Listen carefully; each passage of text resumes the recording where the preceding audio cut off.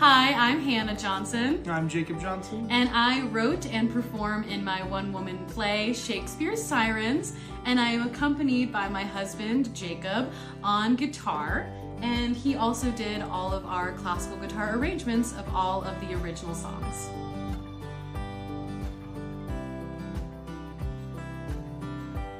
So Shakespeare's Sirens actually began because Flag Shakes approached me for an event at the Coconino Center for the Arts. So 2 years ago, the Center for the Arts had an anniversary event and they were hiring local companies in town to fill 30 minutes.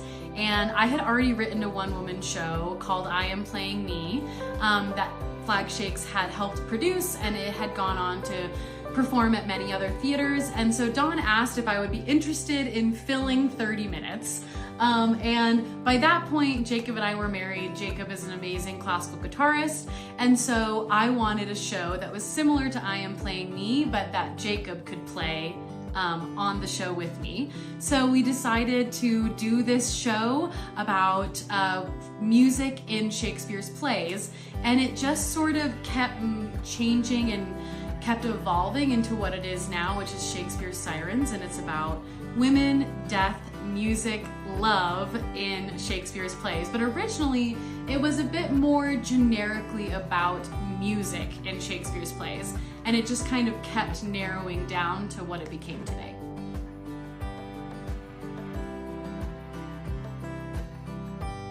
Shakespeare's Sirens has a lot of songs and a lot of speeches in it. There are 5 songs and 4 speeches, if I'm remembering that correctly. And I do songs and speeches from Twelfth Night, Othello, The Tempest, what else? Romeo and Juliet.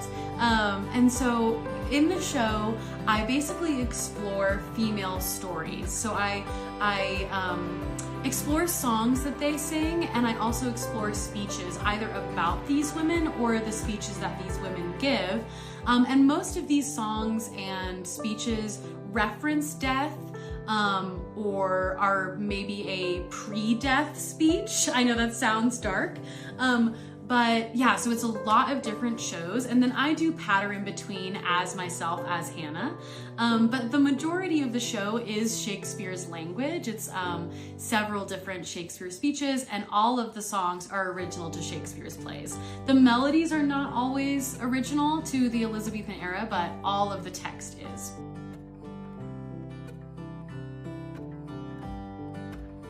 So I really wanted to include all of Shakespeare's original music in the show, just to showcase how much music there already is in the Shakespeare canon. So while some of the melodies we use are not original to the Elizabethan era, all of the actual songs are. So that was very important to me because I just thought it was cool. Like, not a lot of people know that all of the songs that they typically hear at a Shakespeare play are actually something that Shakespeare wrote. And again, some of these melodies are original, which is super cool. So we did a little bit of a mix. We have some melodies that are really old and some melodies that are modern.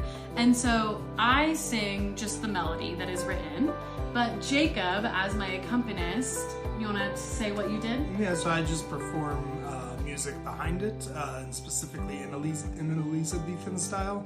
So when we find the few songs that we do that do have original melodies, essentially all we have is just the melody that's like written single out. note melodies, yeah. And so I just, which was fine for me because one of my specialties in classical guitar is specifically arranging lute music to the guitar and improvising in that style. So fortunately that was something that was, I was like, yeah, it's easy.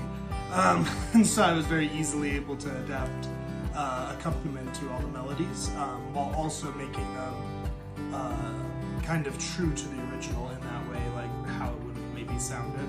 Although it is on a guitar and not a lute, so maybe I should step my game up. But he made them super fancy. So again, they started out super simple. And then what you hear when you actually hear Shakespeare's Sirens is this crazy, fancy classical guitar piece. And you would have thought that Jacob was like handed a piece of paper that had, you know, all of this on it, but instead he turned it into what you hear. Yeah. So it's pretty cool. And you guys will actually hear a written out idea. The first several times we did was actually improvise most of it because I was lazy. But we played it for. We took this show to Newfoundland, up in St. John's, and when we performed there, we performed for the Shakespeare Theatre Association, and that one was a really big performance, and so I was like, well, I should probably actually figure out what I'm playing for realsies. And so that's what you guys will hear tonight, because I did all the prep work already. So. Yeah, they're a little more official now. We've performed it 5 or 6 times now, Probably and 6 times. the first few times we knew kind of every song, of course, had its melody, and we knew basically what Jacob was going to be doing, but Jacob is so good at improvising that oftentimes his accompaniment would change ever so slightly. But now we've really come to, like, we've narrowed it down to what we really like, so.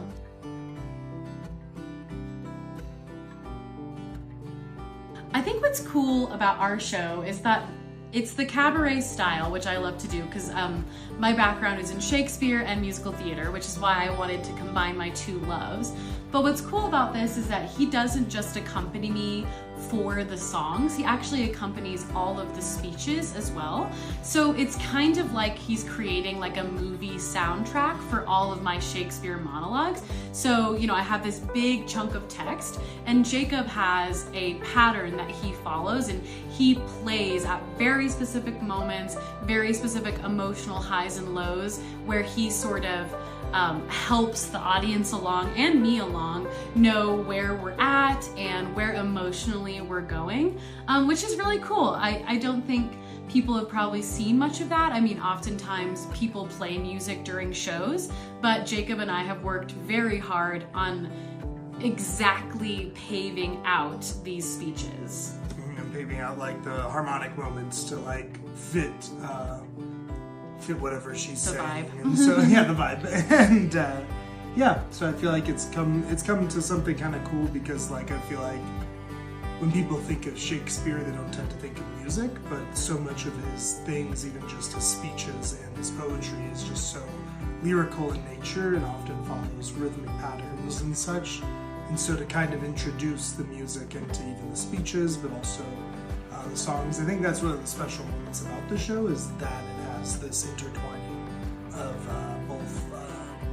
both Shakespeare and music in a way that I think not a lot of people achieve in your typical Shakespeare performance. No, oftentimes in Shakespeare plays you hear music, but I think it's more in addition to than it is more like, I don't know, holding it up. Yeah. Mm-hmm. I feel like it's kind of a nice moment where this whole play really focuses in both the women aspect but also the music aspect, where it kind of takes these things that you can almost say are like more background elements, and even these characters that are often more supporting characters, and being like, hey, let's actually explore these things in deeper depth.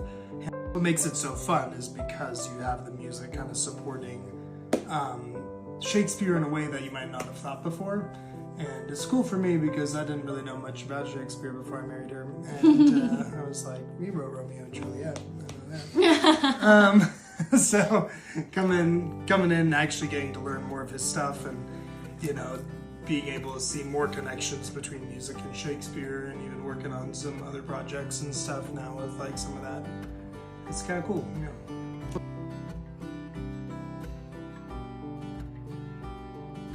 I think my favorite part was, so we did this show a few times, and I liked the show. It was good, but I hadn't really deep dived into the show yet. But we got hired, as Jacob mentioned, to perform the show in Newfoundland at the Shakespeare Theatre Association conference. And in preparation for that version of the show, we just really went hard on improving the show. And so we hired a director. We actually hadn't had a director before. We just kind of worked on our own, and friends gave input when they could. But we hired Jim Warren, who is an incredible Shakespeare director and just a huge mentor of mine. And he just had a lot of really amazing constructive criticism on the show. And so it was really fun. Last fall, he and I and Jacob, we worked really hard on just improving the show. So we switched out some songs, we changed some speeches, and of course Jim just improved my performance and helped me with my acting chops on the show. So even if you've seen Shakespeare's Sirens before, because it has performed here in Flagstaff, the show is largely different now. So it's yeah. Better. Yeah, better. I will admit that. Yeah, it's definitely better. It's improved, and the trajectory of the show has slightly changed. So yeah, if you have already seen it, I would say try to see it again. But that was just really a lot of fun to have someone I really trust, like Jim, to give me suggestions and of how I could grow and change and how my writing could grow and change. And I really think it did. So I'm really proud of what we came to together.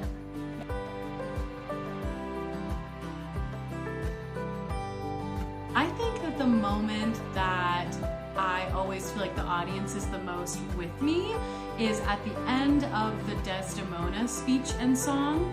There is a single line that I won't do now because I'm not going to give away all the secrets, but there's a certain line that I feel like the audience really connects with and always seems very impacted by. So I always enjoy that moment.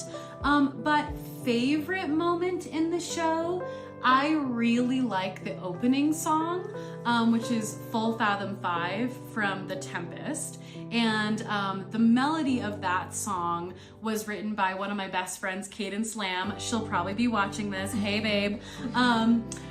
She just wrote such an incredible melody, and I just love singing that song. So I think that's my favorite song to sing, and it also starts the show. So I don't know, it's special, it's very sparkly, it's very siren-like, and I just think she did a great job with it. So I love that moment.